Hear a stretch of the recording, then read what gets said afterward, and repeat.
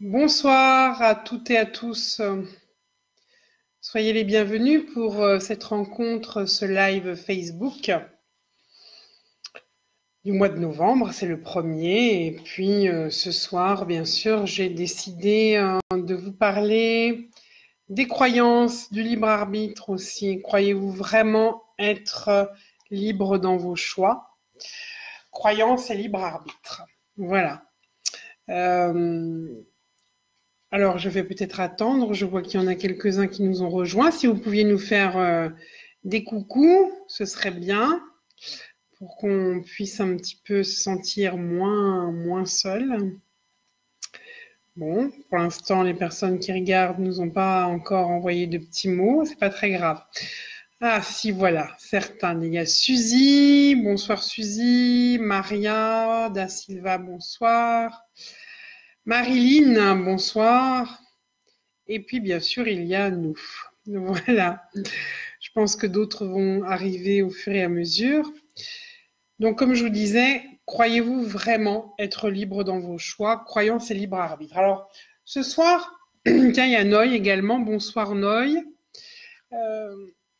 Voilà. Ce soir, pourquoi j'ai décidé de choisir ce sujet, d'être libre dans ses choix, de vous parler des croyances un petit peu aussi.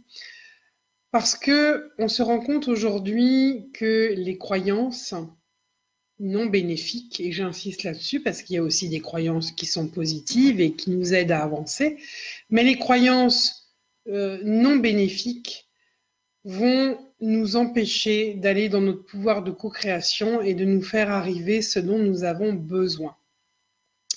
Cristal Chaya, dans ses enseignements, nous parle souvent de la loi de manifestation. Et il donne un bel exemple. C'est une image, bien sûr, mais c'est une image parlante.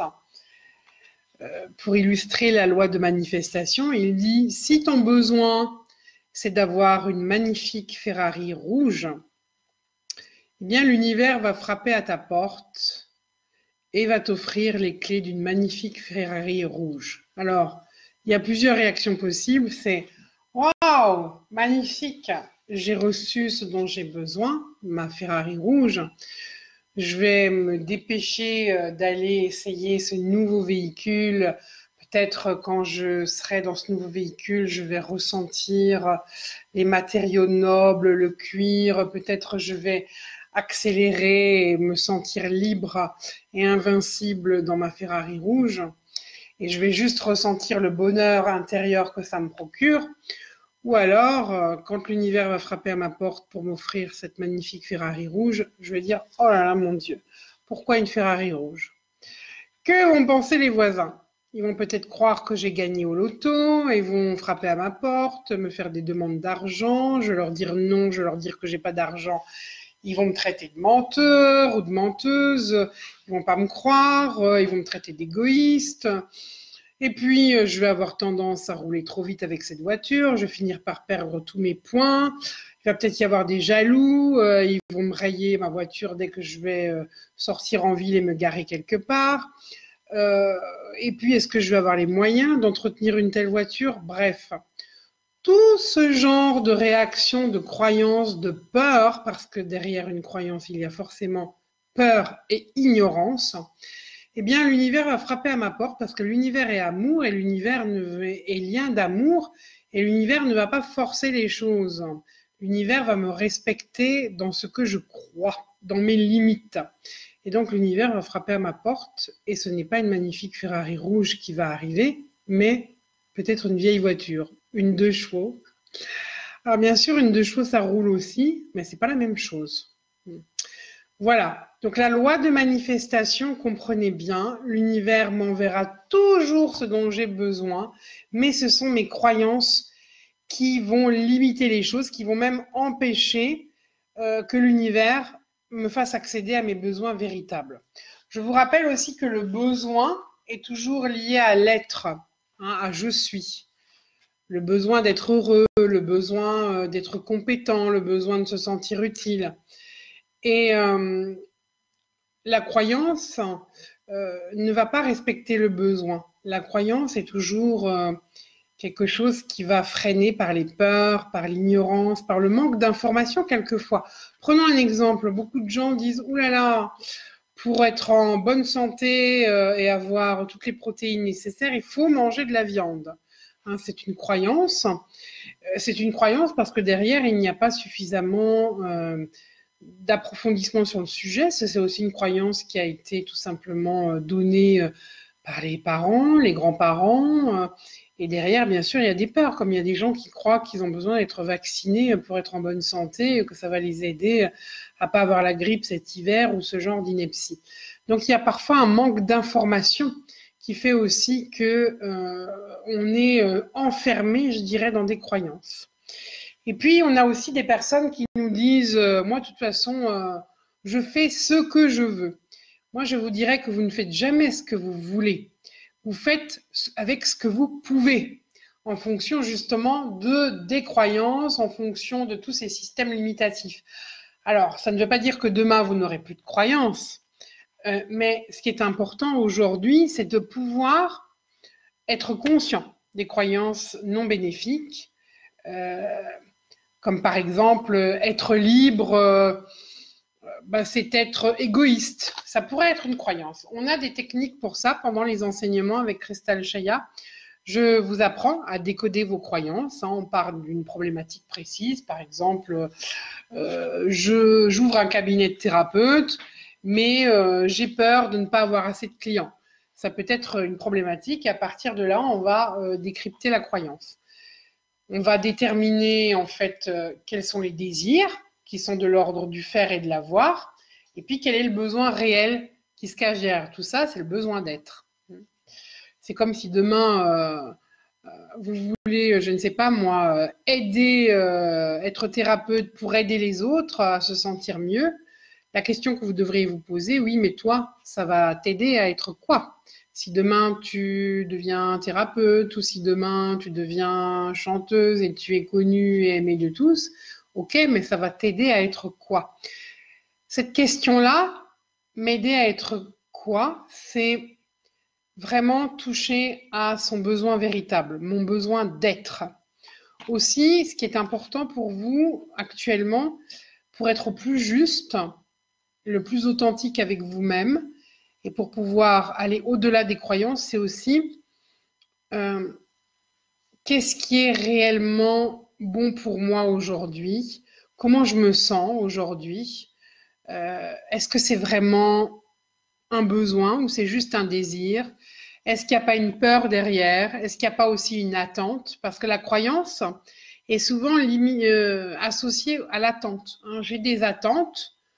Je crois que si je donne mon pouvoir, je ne sais pas moi, au médecin, il va trouver toutes les solutions pour me guérir. Il y a des attentes derrière. Et puis aussi, vous savez que dans quelques jours, il y a un conclave. C'est une date importante, c'est une date anniversaire, puisque le premier conclave que j'ai canalisé, c'était le 10 novembre 2011. Et précisément, lors du premier conclave, les maîtres ascensionnés nous ont aussi dit que le libre arbitre n'existe plus, il n'existe en réalité qu'en troisième dimension. C'est l'illusion de croire qu'on fait des choix, alors que nos choix, finalement, c'est juste la résultante de croyances, de choses qu'on fait en fonction de ce qu'on a hérité de notre lignée, de programmes qui se sont inscrits à l'intérieur de nous, et cela de façon totalement non consciente. Et les maîtres nous ont plutôt parlé de libre volonté, c'est-à-dire ce qu'on vous propose aujourd'hui dans la nouvelle énergie, c'est de vivre différemment, de vous poser un autre regard sur les contraintes. La vie est faite de contraintes. Si je prends un exemple, si demain il y a un embouteillage, que vous avez un rendez-vous important et que vous êtes coincé dans cet embouteillage et que vous vous rendez compte que vous aurez peut-être une demi-heure, voire une heure de retard et que votre rendez-vous peut-être va échouer, vous ne pouvez rien y faire, vous êtes coincé dans votre voiture, c'est une contrainte.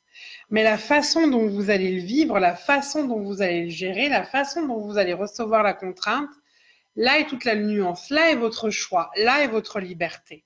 Et ça, c'est important de le souligner. Mais parfois, ce choix que l'on fait, à un niveau émotionnel, on ne fait pas réellement de choix. On ne fait que revivre des programmes qui sont inscrits à l'intérieur de nous.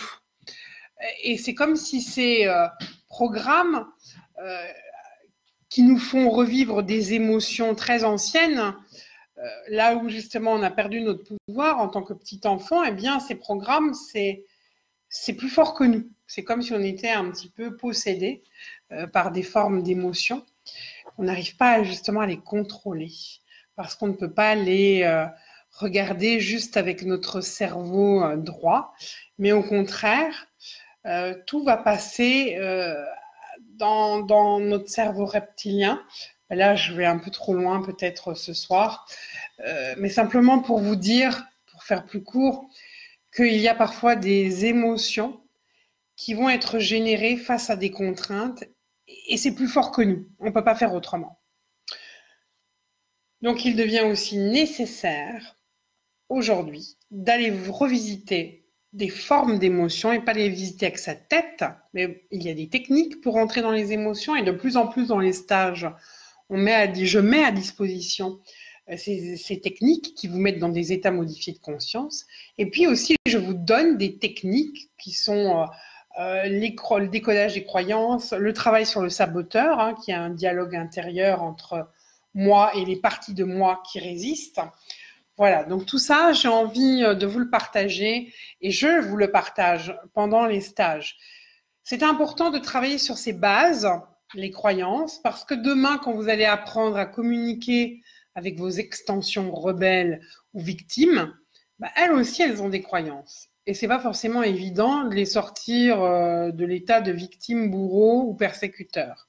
Donc, il faut apprendre quotidiennement à se poser les bonnes questions. Et je vous rappelle que les bonnes questions, c'est quoi mon besoin véritable, mon besoin d'être, comment je me sens face à telle situation, et pas juste vous dire je me sens bien ou pas bien, mais vraiment mettre des mots sur votre senti.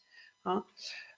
Quand vous vous levez le matin, vous vous sentez d'une certaine façon. Peut-être il y a des matins où vous vous sentez fort, puissant, enraciné. Il y a des matins où vous allez peut-être vous sentir flottant.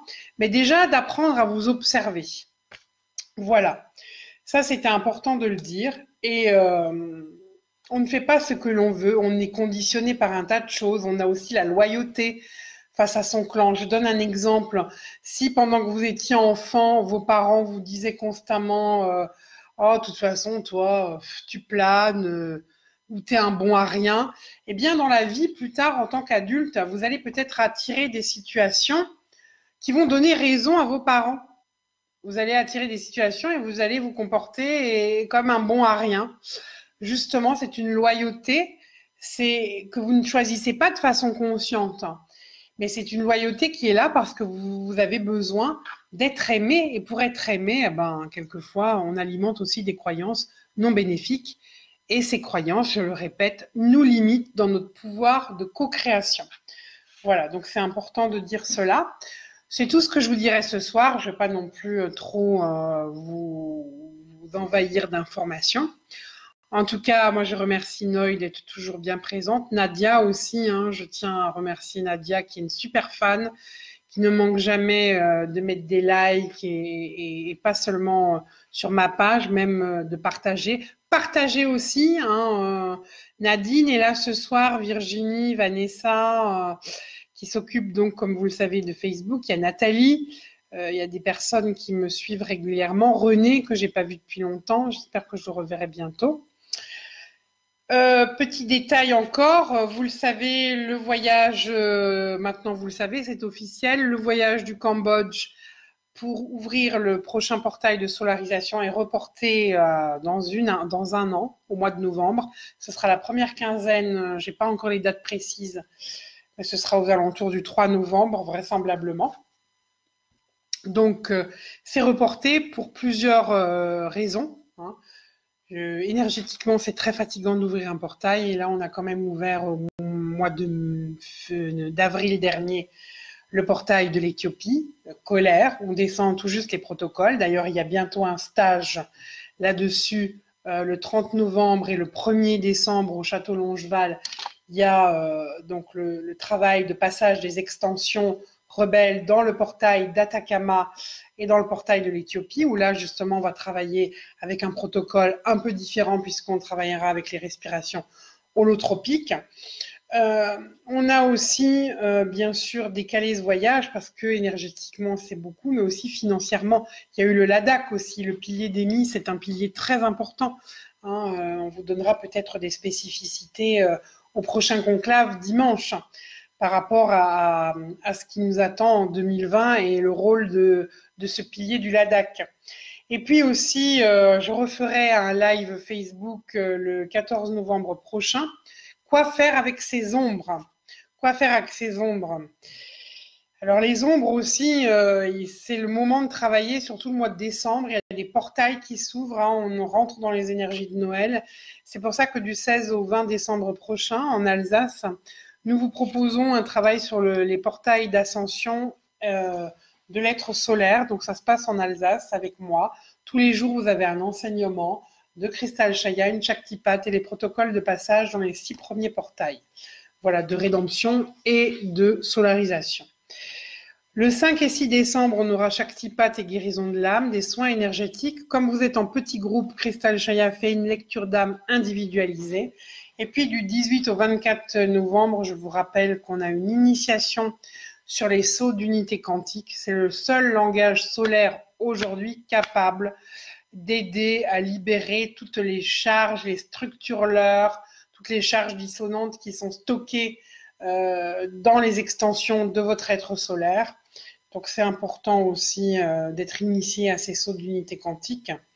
Et puis fin du mois, à partir de fin du mois, nous aurons 3 rendez-vous, un atelier Zoom. Je vous rappelle qu'un atelier Zoom est un atelier en direct, en direct live, où vous pouvez poser des questions en direct.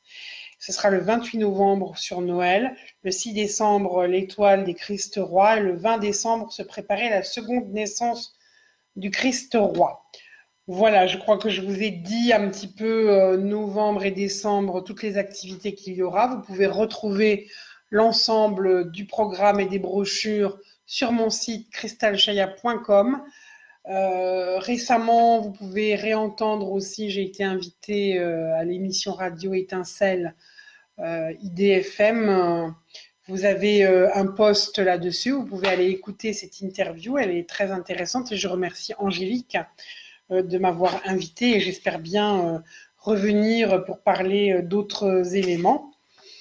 Qu'est-ce que je voulais encore vous partager? Une surprise, je vais vous dire un petit peu déjà.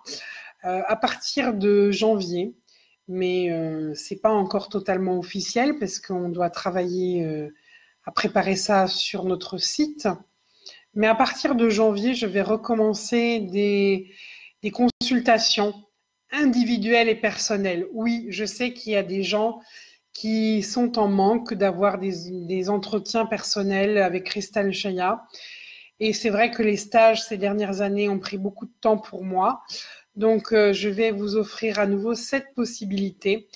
Ce sera évidemment en channeling, ce ne sera pas de la voyance. Hein. Cristal Chaya n'est pas un voyant. Il ne cherche pas à prendre le pouvoir sur vous. C'est simplement en channeling, mais c'est type coaching que vous recevez. C'est ces enseignements et ces aides à votre propre processus d'ascension, les aides à vos questionnements sur votre chemin d'évolution. Mais je vous en dirai un peu plus ultérieurement. Voilà, j'espère que j'ai pu répondre. J'ai fait un peu rapidement, mais je me rends compte que j'ai donné beaucoup d'éléments sur les croyances non bénéfiques, je le répète. Hein. Et si vous voulez travailler sur ces croyances et sur le saboteur, eh bien, n'hésitez pas à nous rejoindre lors de nos enseignements, de nos stages avec le maître Cristal Chaya. Voilà, donc aussi en 5e dimension, n'oubliez pas, plus de libre arbitre, mais la libre volonté. Faire le choix de la lumière. Quand je suis lumière, quand je suis amour, je n'ai plus besoin de choisir entre l'ombre et la lumière. Je suis amour et je suis comme un feu solaire, un feu qui solarise, qui peut se nourrir d'ombre et de lumière et qui est capable de transmuter, d'alchimiser tout ça. Voilà. Voilà ce que je vous dirais ce soir. Je vous remercie à toutes et à tous pour votre soutien, pour vos encouragements, pour votre confiance en Shamira, en moi, Rosanna, le canal de Christelle Chaya. Merci de faire confiance aussi au maître Christelle Chaya. Et je me réjouis de vous revoir pour certains, certainement, au conclave dimanche. Et puis aussi un regard de femme inspirée samedi avec les éditions Ariane. Je vous rappelle le dernier livre, Mémoire d'Orient, coécrit avec Marc Vallée aux éditions Ariane. Voilà. Alors, je vous embrasse tous. Virginie, Nadia, Nathalie, Marilyn, à moins qu'il y ait quelques questions. Mais il n'y a pas de questions ce soir. Voilà. Il n'y a pas de questions. Donc, nous allons nous arrêter là. Et puis, n'hésitez pas effectivement à nous contacter par message privé pour réserver votre consultation. N'allez pas trop vite parce que je vais vraiment vous faire quelque chose de très bien. Vous aurez un agenda en ligne où il y aura toutes mes disponibilités. Comme ça, vous pourrez faire vos paiements sur le site, vous inscrire directement sur l'agenda sans avoir besoin forcément de me téléphoner. Et bien sûr, ces consultations seront à distance. D'ailleurs, peut-être que Christelle Chaya, pendant ces consultations, vous parlera de vos croyances et même lorsque Christelle Chaya fait une lecture d'âme, eh bien, il est capable, à partir de votre croyance, de revenir sur une mémoire ou galactique ou d'une vie antérieure et de faire le lien avec ce que vous êtes en train de vivre dans votre vie présente. Voilà. Bien, merci à toutes et à tous et à très bientôt. Bye.